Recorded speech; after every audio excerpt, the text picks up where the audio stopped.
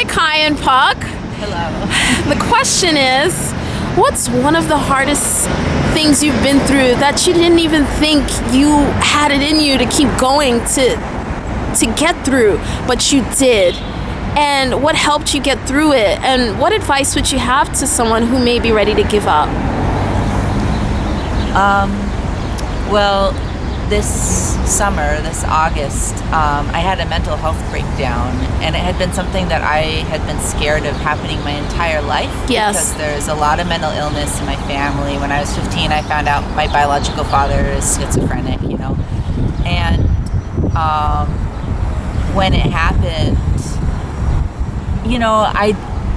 I didn't even want to go on because I had a hard time picturing how anybody could love me if I was flawed in that way and if I was crazy. And the thing was is that, I ended up at the hospital, and not only did my friends come and visit me every day, I wasn't alone. They said I could call them anytime.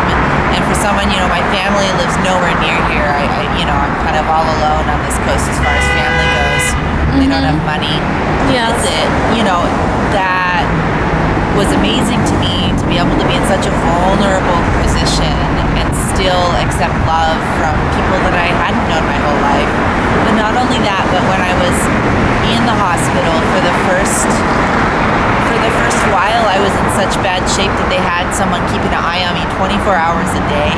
Wow. And the people given that job were people, the hospital wasn't far from here. They're people from this community, which is not my community I grew up in. It's a community I've just lived here since I moved here, and it's complicated to be a white person, in this community. And all of these people were usually like older women from the West Indies, and they had such hard jobs. They were working double shifts and all the time getting asked to work another shift on top, which would be like 24 hours. They're so exhausted. But they'd sit there with me, this crazy person, and they'd sweetly tell me all of these stories from when they were growing up in the islands and from the way it feels in their hearts to be here. Yes. And we're so different. We're so different from each other, and maybe their personal, political, or religious background is a complicated combination with me because I'm queer and I'm trans, but they still were just always so open-hearted to me. And so it was just such a revelation that I could be at my lowest and my craziest and not really have anything much to offer to anyone. Yes. And people still loved me, and I learned that from that I learned what the most important part of recovery is, which is that I have to stop being ashamed of the way I am myself.